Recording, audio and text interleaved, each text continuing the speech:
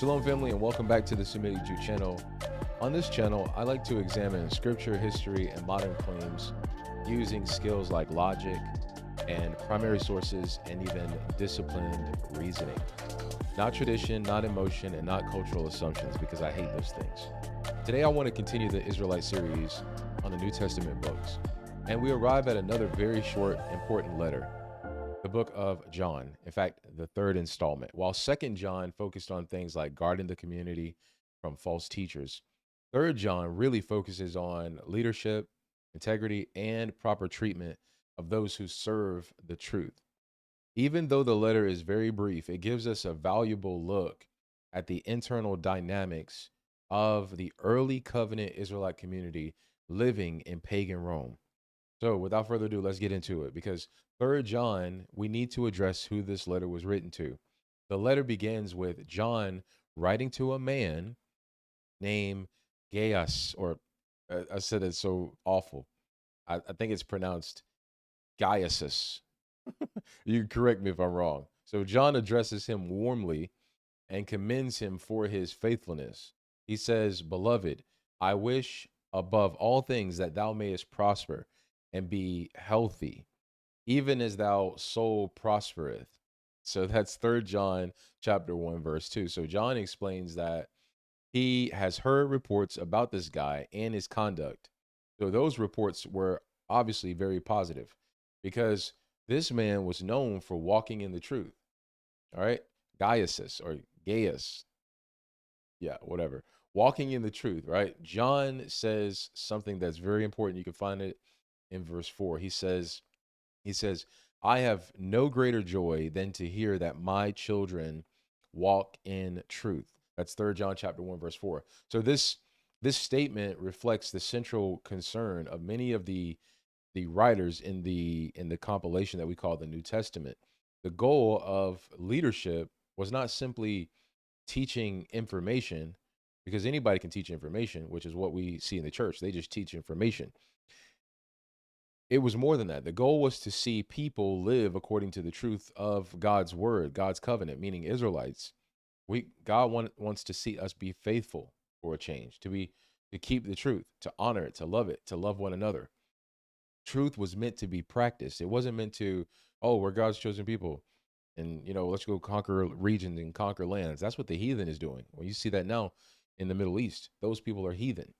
So supporting those who serve the truth is what we need to be doing. John also praises the man for showing hospitality to traveling teachers who were faithfully spreading the Israelite message across the lands in the ancient world, because teachers and messengers often depended on hospitality of local communities, which is what, remember the priests, they had no lands. Remember that? So John commends this guy because he was supporting individuals who were working for the truth rather than doing it for personal gain, building churches, building synagogues, conquering lands, none of that. So this shows a very important principle, that healthy communities are not built on colonization and competition. That's what the pagans do. Healthy communities support those who faithfully teach and serve the truth and serve one another. The problem, we have Diotrephes, but the letter also introduces the very problem that we see in that man. John mentions the man, and his name is Diotrephes. And again, you might have a problem with me pronouncing these names, and that's fine. Please correct me. Who had begun abusing his authority. So John writes that Diotrephes loves to have the preeminence. He wants the best. He wants the best clothes. He wants the best house. He wants the best of everything. In other words, he wanted control and influence rather than serving the community. He didn't give a damn about the people per se. He just wanted all the good that came with what he was doing. Not only that, but he was also rejecting legitimate teachers and even expelling people who supported them. Isn't that ironic? Because people get so envious when they're like, hey man, this brother or sister has a gift. And when people begin to support, they're like, man, like, don't support them, or they condemn you, or they send you off. So this shows that leadership problems were already emerging within our communities in the first century. authority without humility really becomes corruption. But he also gives a positive example. This guy's Demetrius. Now, you don't know any white guys named Demetrius because the Israelites were not white. John contrasts Diotrephes with another man. This man is Demetrius. Demetrius is described as someone with a good reputation and consistent character. You know how they like to say, "Oh, well, these people, they are beastly, they don't have any character." That's not true of us. Our forefathers and ancestors, Israelites, they are God's chosen people.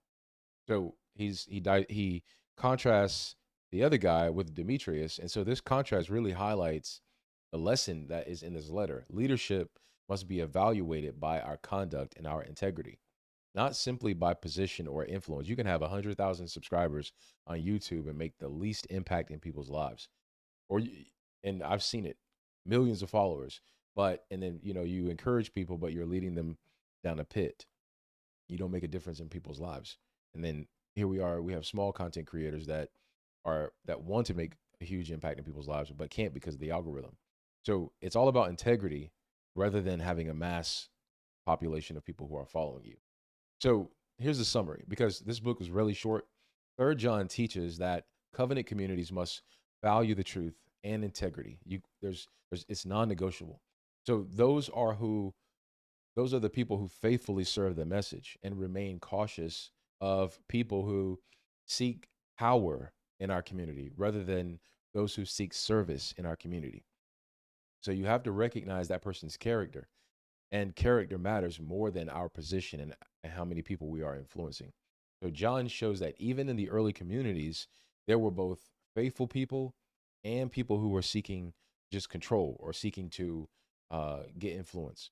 So discernment is necessary not only when evaluating people's teaching when they open their mouth, but also when evaluating leadership, because we can't have soft, effeminate leaders who only want to influence the people and amass a following rather than actually teach the truth.